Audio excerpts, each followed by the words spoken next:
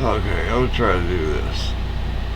Even though I feel like I'm on a nosedive, like head first into the fucking desk in front of me. Yay! I don't want to throw my hands up because I might actually go down. Jesus, man.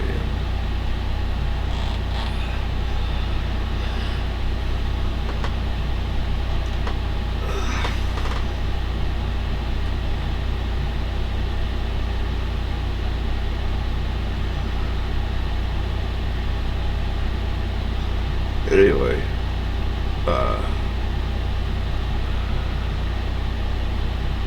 the place up here. Hey, cheers me up.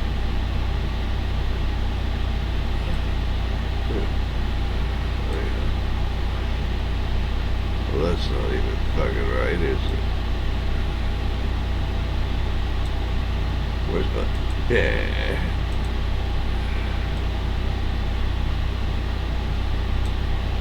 Alright. No. Jesus Christ, man. Fuck you! Fuck you. You fucking cocksucker.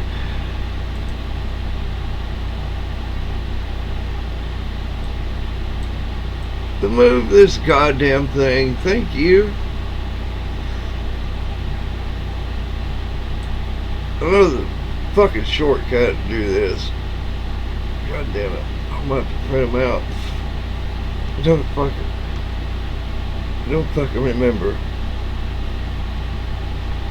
No, it looks a lot snappier just to go hit a couple keys and flip the fucking screens here.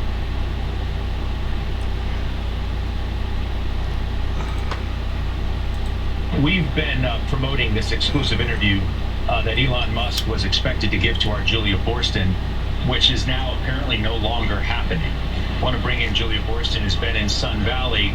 Julia, do you want to explain to us exactly what happened here? Is she in the fucking valley? Jesus, yeah, man, it's too hot for this shit. An interview with Elon Musk just right a backdrop, now at noon Eastern. We just got word that he has to postpone. Obviously, it would have been great to talk to him in his first TV interview since SpaceX went public. There's so much to talk about. I mean, look at today. SpaceX shares are trading below where the stock traded for its first trade. It's well off its highs since that IPO just a couple weeks ago. Get off his back. Maybe the problem is that Elon Musk isn't off his highs. That's a ketamine joke. And it's, I'm just bringing that up to remind you that he's a drug addict and a ridiculous sham of a CEO, and he shouldn't be in charge. See, that's a good joke. I hope the fuck you were laughing. That was very fucking funny. Because it's true. It's your best comedy. Yeah. Literally anything, including his own life. But anyway, yeah, he didn't show up at all. And it was like, yeah, he's busy. I can't laugh. I'm sorry, I can't. You know why? This is what happens when, I don't know, how to describe this? When your soul's been drained all life. Drained from your body. What does it be? On a ketamine high. It must be better than this. Like, anything would.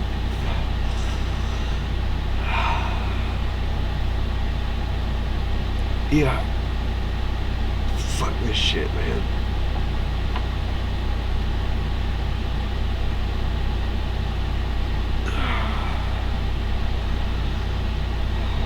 I'm fucking tired.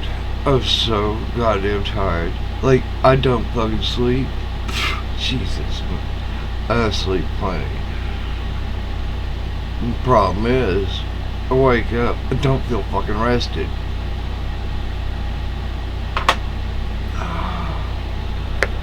Don't care if I sleep 4, 8, 12, or 24 fucking hours. I don't feel fucking rested. Like, as soon as I get up and move around a bit, like, it's took all my energy just to do that. Like, take care of this stupid fucking corpse.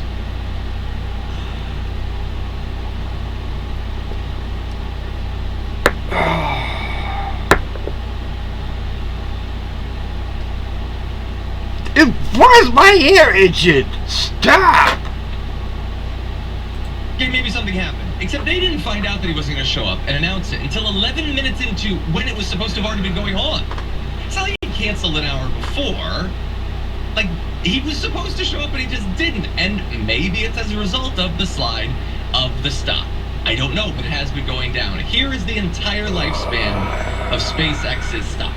It was launched riding a tsunami of hype, went up slightly, and then has been trending down the entire time. Like Friday, it went down like 3%.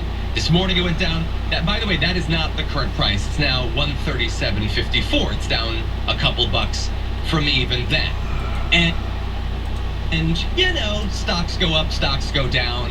Maybe SpaceX in the end will justify the trillions of dollars it was supposedly valued at when it barely makes any money each year. Or maybe it's just like we said, maybe it's just the latest pump and dump. Maybe it's a whole bunch of nonsense. I don't know. I'm not a genius or whatever, but I at least show up when the news wants to interview me. I have that going for me. And so, yeah, it's not going so well last month. And Jesus, the company has man, lost stop. well over $1 trillion in valuation. Of course, it was never actually worth that, and that's sort of the big problem here. Yeah, it's just gone down and down and down. And eventually, since they had to fill time, he wasn't there. The host, Scott Wapner, said, I think investors are having a hard time figuring out how to value this company. He called SpaceX revenue projections astronomical, with potential investors wondering how Musk's company can, in fact, reach those targets. And yeah, that's a good point. They don't make much money. How do you all of a sudden start to make infinitely more money in just a few? And that's my point exactly when it comes to the economy.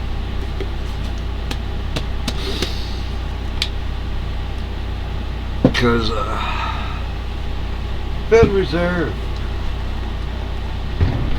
stated purpose 1913 create stable economy. What failed that fucking job with the Great Depression? Because, well, we gave these private bankers full control of our monetary policy. So they thought, what a great idea. We're going to create a shitload. We're going to decrease the amount of reserves of gold we have to have on hand and increase the amount of paper to increase the amount of money out there. But you didn't increase the amount of money because there should be one certificate for one piece of gold. Was it like that? No. Our government, those brilliant people of the time, said, well, of course, you could use paper as valueless paper, and pump that into the economy. We had no problem with that. And we had no problem with you, as the Federal Reserve, wanting gold as payment for your services, as stated in the Federal Reserve Act. It's, if you read the original act, where it talks about the capital stock and repayment and gold, well, you know this.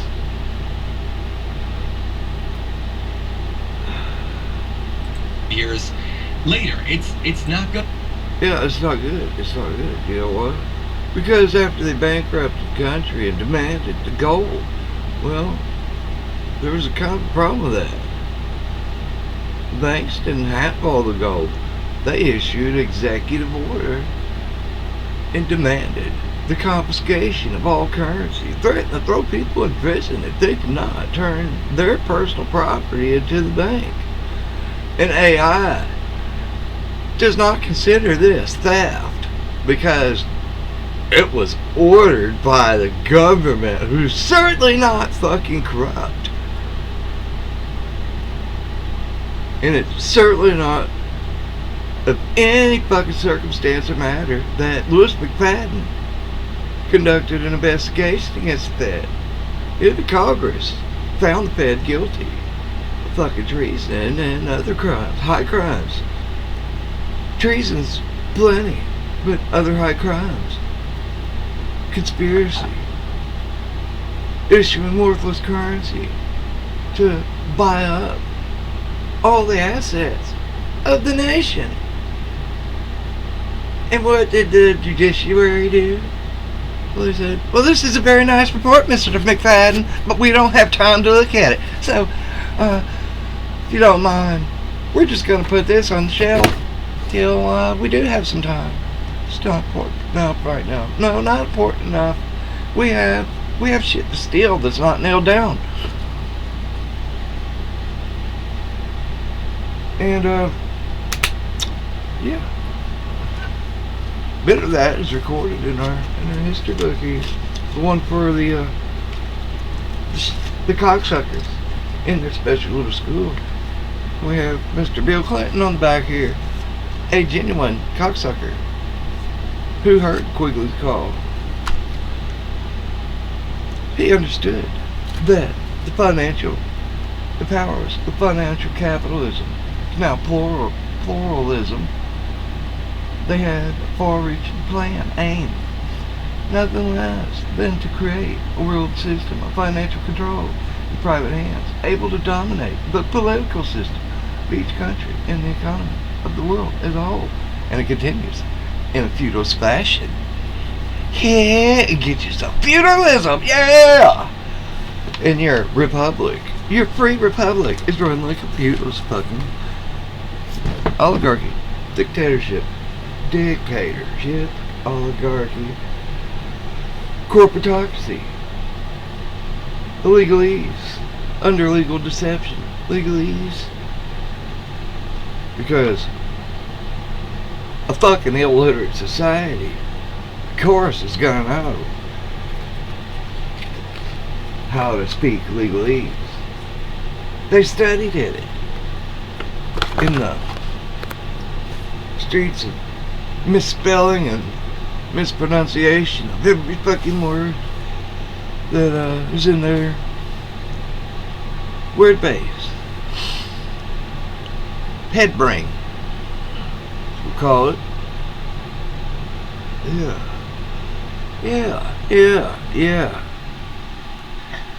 Oh, I need to hold on to our elastic economy because this is a dollar. It's no longer a unit of measure. And the Fed said, well, we'll know how to fix this. We need to give us enough control. We need to make an elastic economy. And by doing that, well, after you pay us all our gold, we're just going to put it all in paper. But the paper's not what backs the currency. No. If you think that, you're a goddamn fool. It's government. It's government's ability to tax the common man. And so one party, the government, and it's not so much stealing. It is and it isn't, because this tax system is voluntary. They'll tell you this and they don't. They're like, no, it's mandatory, no, it's voluntary. But it's been settled. It's voluntary. It's a voluntary system that you can not in any way voluntarily contract out of. I mean, you can, but they're gonna fight you tooth and nail, which is, of course, that makes sense in lawful contracts. Of course you cannot change your mind. That would be fucking utterly ridiculous. Or, of course you can't claim you made a mistake because we're all perfect. That was of course we should have known, because it's presumed everyone knows the law. The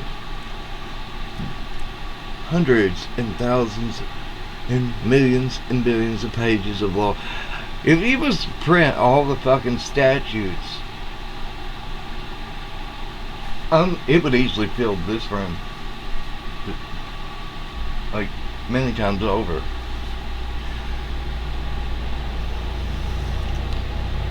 Because we're talking, there are a lot of fucking codes, statutes, and it grows every day. They add to it. A lot of times these things are hundreds of thousands of pages long. You seriously, like, it takes an army to write something like that. You seriously believe these cocksuckers are reading these things before they pass? No, that is utterly fucking ridiculous.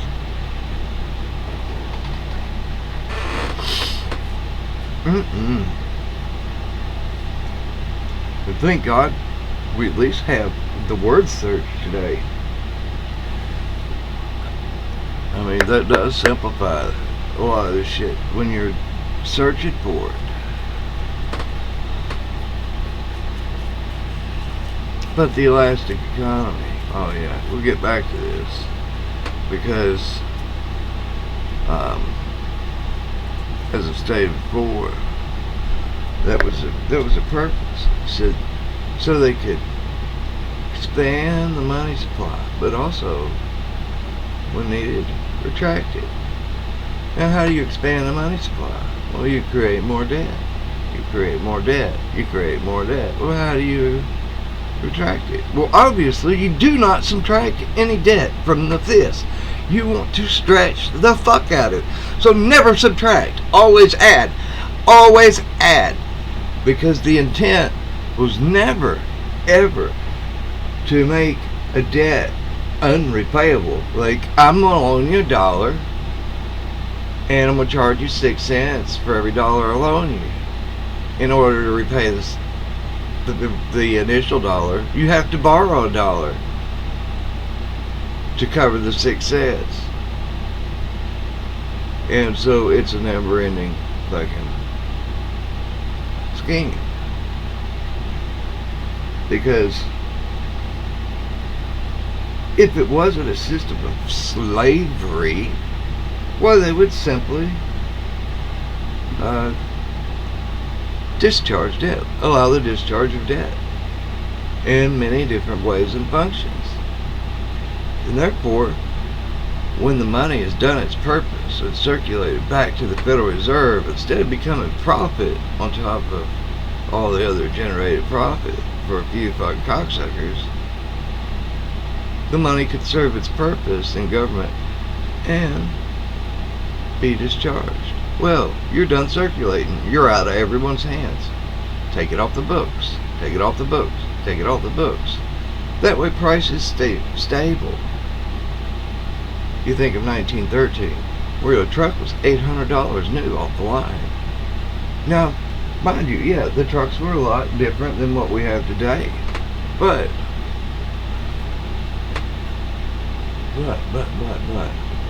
it's not to say with a stable economy and without all the control, we couldn't create trucks that would fall within that fucking price range. An $800 brand new truck. Because you think about it, if your rent was anywhere from $10, $15, $25 a month, I mean, who needs a $25 or $45 minimum wage? See, you could go 25, and here's the trick with increasing the minimum wage.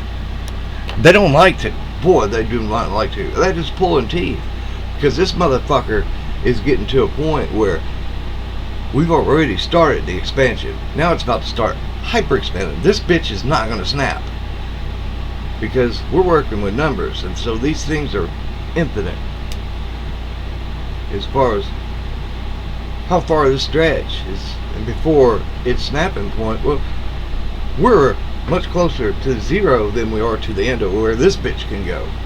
So if you stretch this bitch all the way past quadrillions of dollars and beyond, let's just fill the goddamn page up with ones and zeros and call it a day. But we're going to leave minimum wage right at $25 an hour. Well, then it's going to cost millions of dollars to buy a truck, hundreds of millions of dollars to buy a home. And while you're stuck down here at $25 an hour, issue solved. We've raised the minimum wage. Oh, you want another raise?